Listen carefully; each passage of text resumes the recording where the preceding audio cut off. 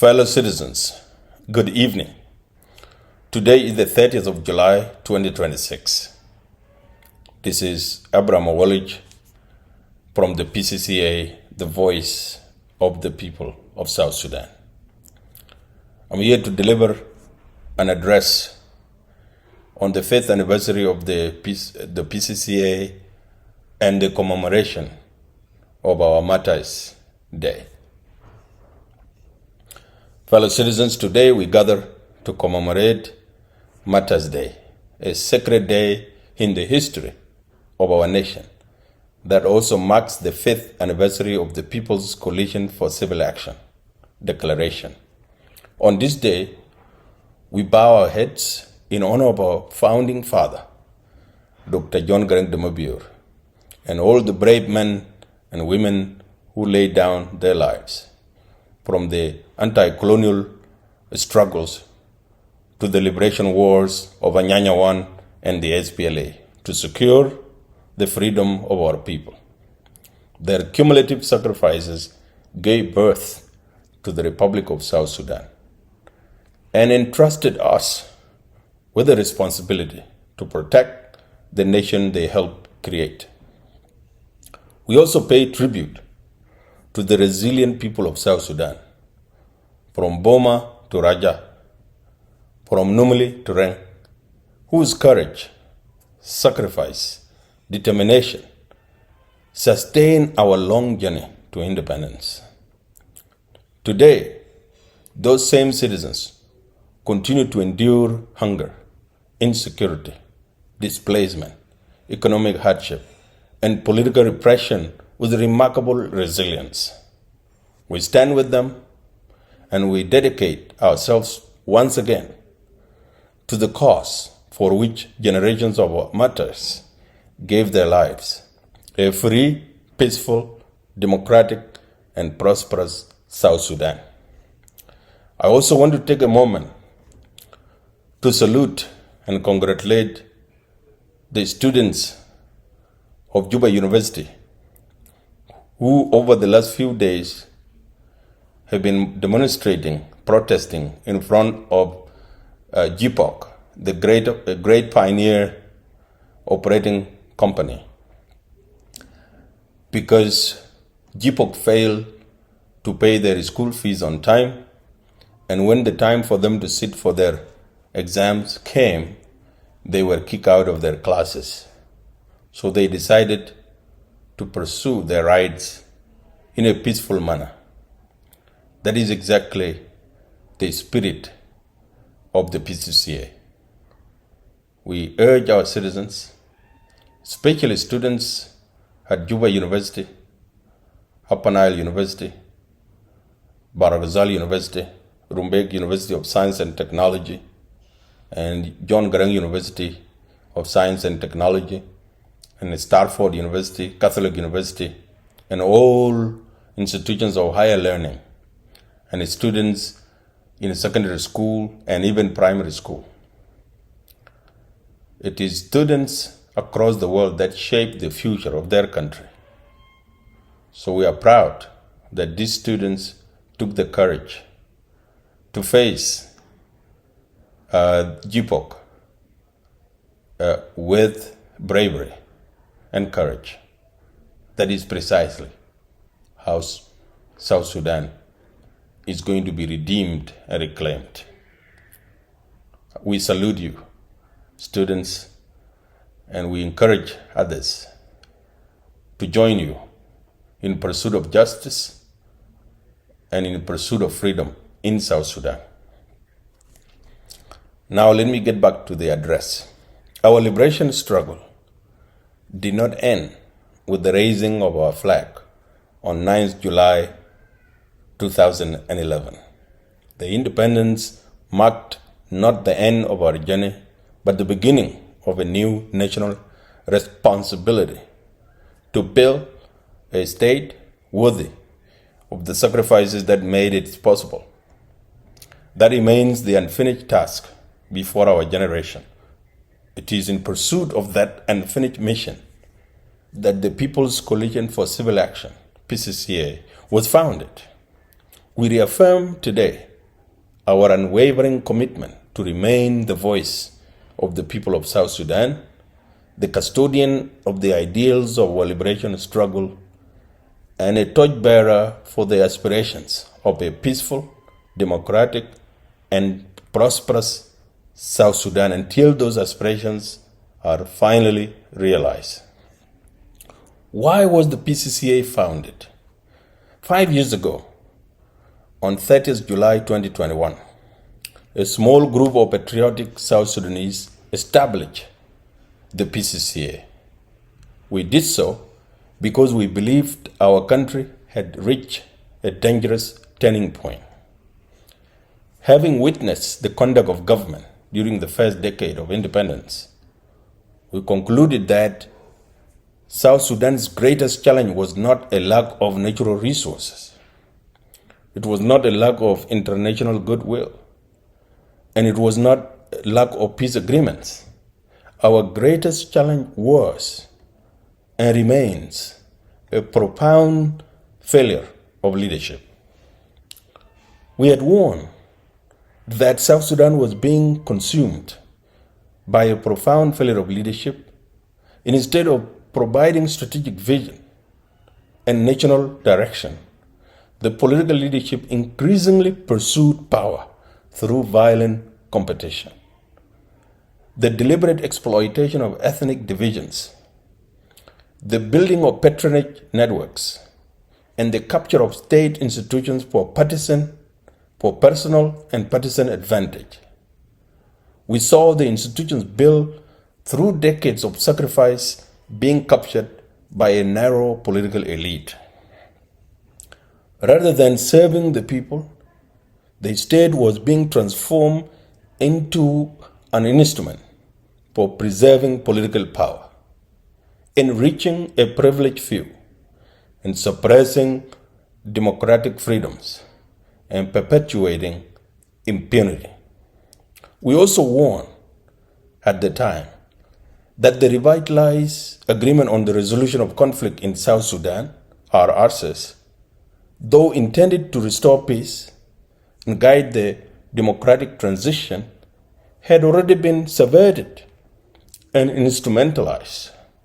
Instead of implementing the reforms necessary to unite the country, rebuild the state institutions, and establish accountable governance, the agreement was increasingly being used to prolong the political life of the ruling elite while postponing the fundamental changes our nation desperately needed.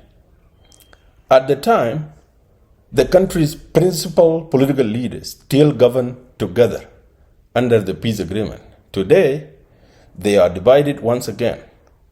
The agreement has effectively unraveled, and South Sudan stands on the precipice of yet another cycle of violent conflict. The detention and exclusion of the leadership of one of the agreement's principal signatories has fundamentally altered the political foundation upon which the revitalized transitional government of national unity was established. A government that no longer includes one of the principal parties to the peace agreement can no longer credibly claim to be a government of national unity. This is more than a political setback. It fundamentally undermines the legitimacy and integrity of the transitional government established under the RRCs. This tragic reversal has confirmed what we warned 5 years ago.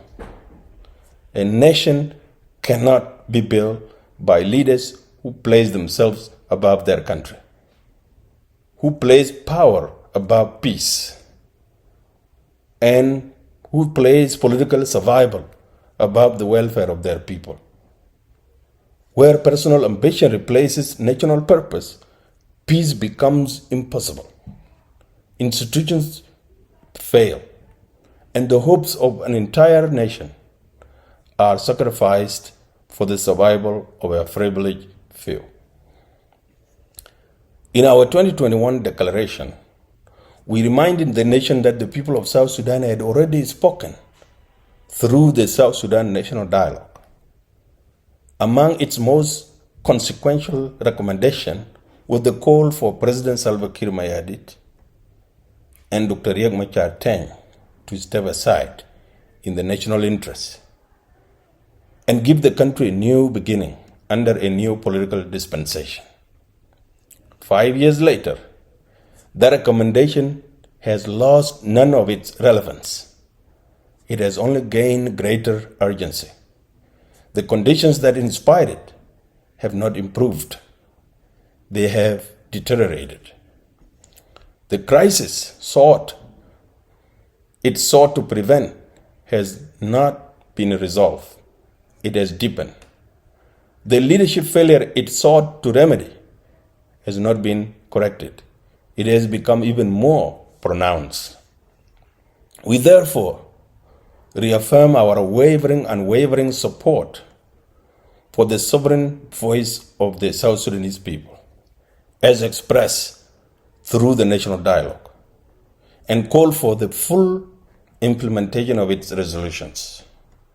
The failure to implement those resolutions represents not only a missed opportunity for national reconciliation, but also a betrayal of one of the few genuinely South Sudanese-led process through which citizens from every corner of our country articulated a shared vision for the future of the Republic.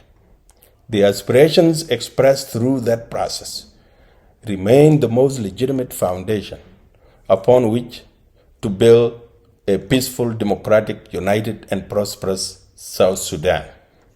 Our message in 2021 was simple, and it remains unchanged today. The people of South Sudan must reclaim ownership of their country, must demand accountable leadership, and must unite behind a shared vision, national vision. Only then can we rescue our republic from perpetual crisis and fulfill the promise of our independence. 5 years later, events have tragically validated and vindicated our foresight. We take no satisfaction in this, because every warning that has come to pass has been paid for by the lives lost, the families displaced, the opportunities squandered, and the hopes deferred of the South Sudanese people. 5 years later, our warnings have been confirmed. It gives us no satisfaction to say that our warnings have been confirmed.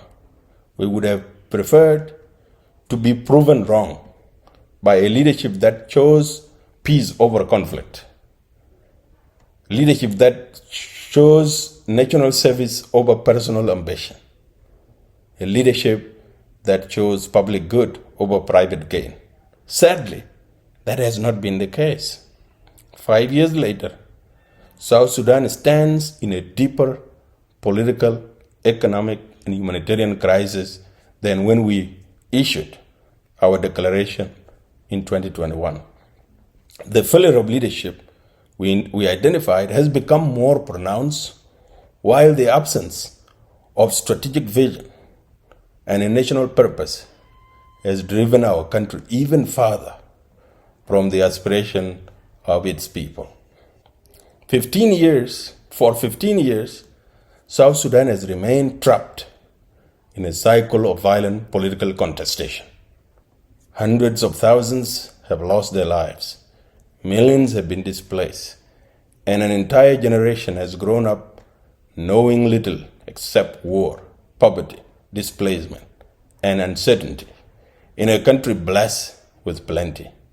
Yet, after years of immense sacrifice and suffering, our nation is no closer to lasting peace, genuine reconciliation, democratic governance, or sustainable development. Instead of building strong institutions, those entrusted with leadership have weakened them. Instead of uniting the nation, they have deepened political divisions and mistrust. Instead of investing in education, healthcare, agriculture, infrastructure, and productive enterprise. They have invested in political survival. Instead of protecting the nation's wealth, they have presided over its systematic plunder. The consequences are visible in every corner of our republic. State failure is no longer measured only by weakened institutions. It is experienced every day by ordinary South Sudanese. Teachers report to schools without salaries, without classrooms, or even basic teaching materials. Health workers continue to serve with extraordinary dedication, despite shortages of medicine, equipment, and essential supplies, and they don't get paid for their work. Civil servants have gone for 3 years. They are not paid, while the cost of living continue to rise beyond the reach of ordinary families. Perhaps no institutions better illustrate the tragedy of our republic than our armed forces. The men and women entrusted with defending the nation have themselves become victims of neglect. Across the country, soldiers struggle to feed their families, and some have been reduced to begging on our town streets. A state cannot guarantee the security of its citizens while those entrusted with its defense have themselves been abandoned. Meanwhile, corruption has evolved from individual misconduct into a system of governance. Public borrowing continues to rise, yet citizens see little evidence that these resources are being invested in schools, hospitals, roads, agriculture, or any productive industries.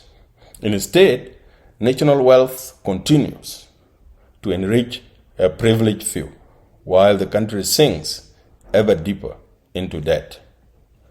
Our natural resources have become another casualty of failed leadership.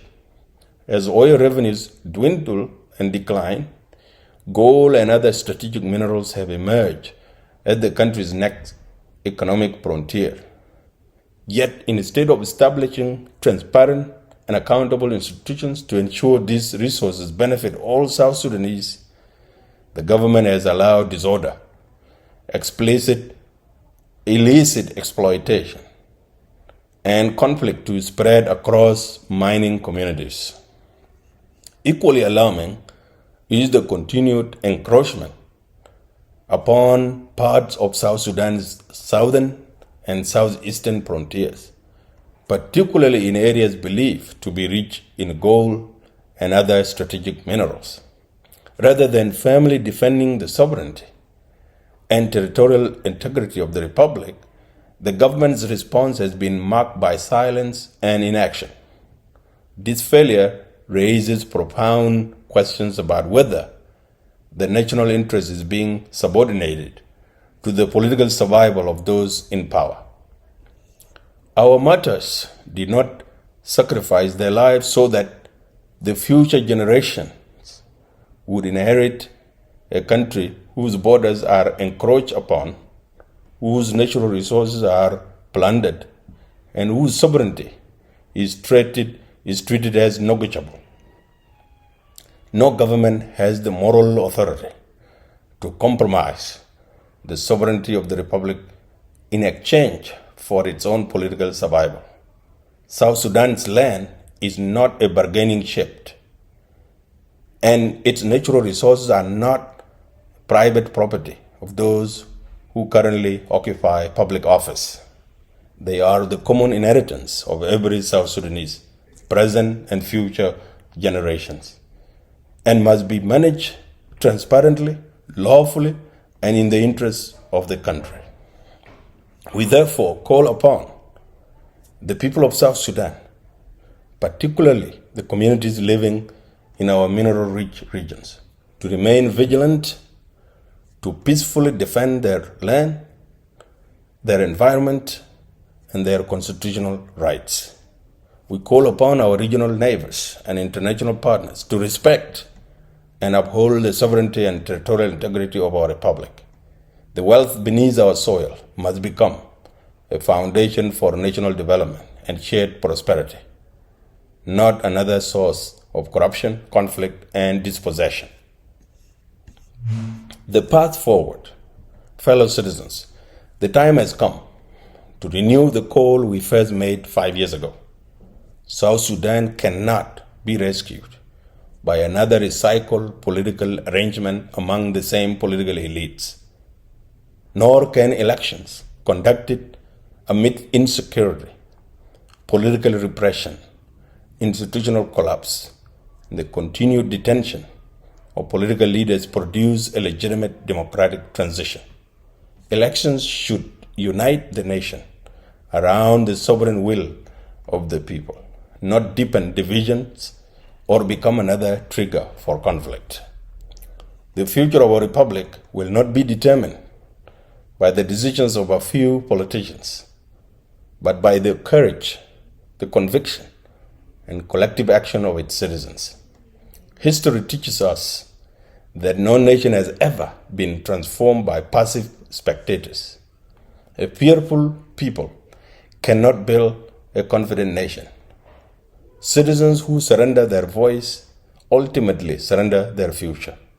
We therefore call upon all South Sudanese people, especially youth, women, teachers, health workers, civil servants, religious leaders, professionals, traditional authorities, and students to organize peacefully and reclaim their constitutional role as the sovereign custodians of the Republic.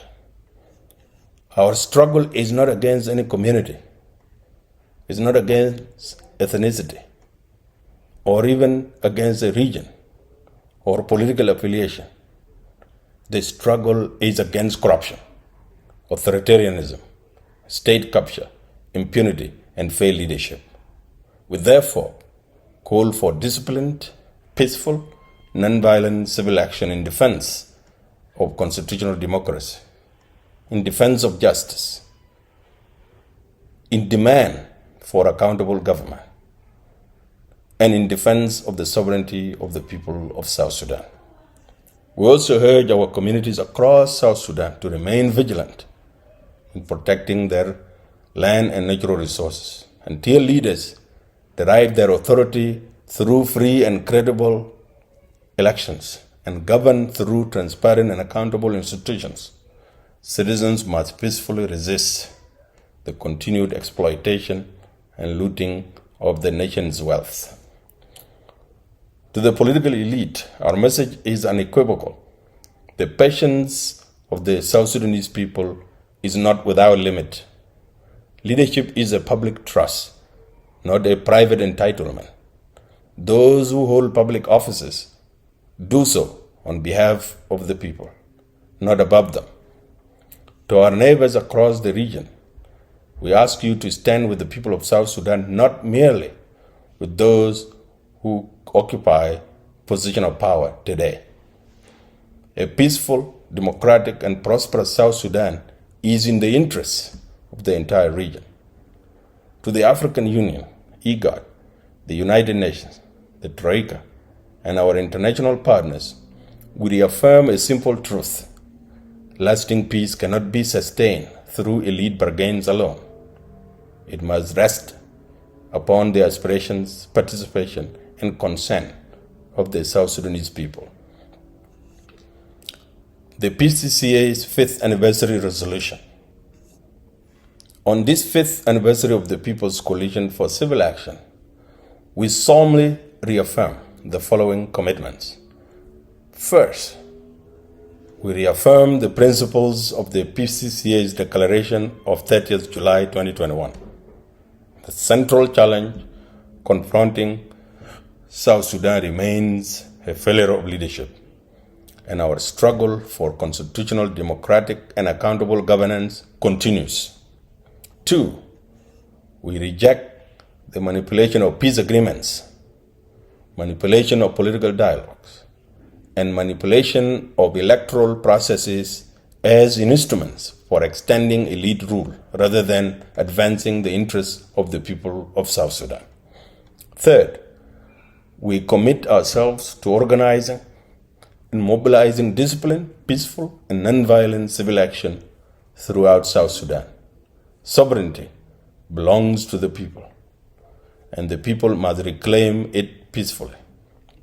Fourth, we call upon all South Sudanese to defend our natural resources from corruption, illicit exploitation, and unlawful appropriation. The wealth of our nation belongs to the present and future generation and not to those in office currently. Fifth, we recommit ourselves to building a broad national movement that will transcend ethnicity, religions, regions, and political affiliation in pursuit of a united, constitutional, democratic, and peaceful and prosperous South Sudan. Fellow citizens, 5 years ago, we sounded the alarm. Today, we renew that call with even greater conviction. The generation of our martyrs secure our independence. Our generation must secure the republic they envision by building a state that serves its people, protect their rights, uphold the rule of law, and safeguards the dignity of every citizen. The work before us is difficult, but it is neither beyond our capacity nor beyond our courage. History will not remember us for the crisis we inherited, but for the future we chose to build.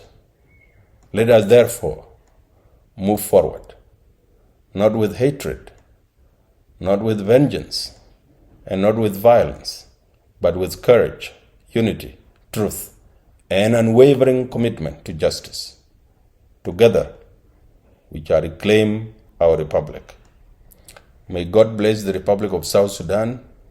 Long live the people of South Sudan. Our people shall prevail. Thank you very much.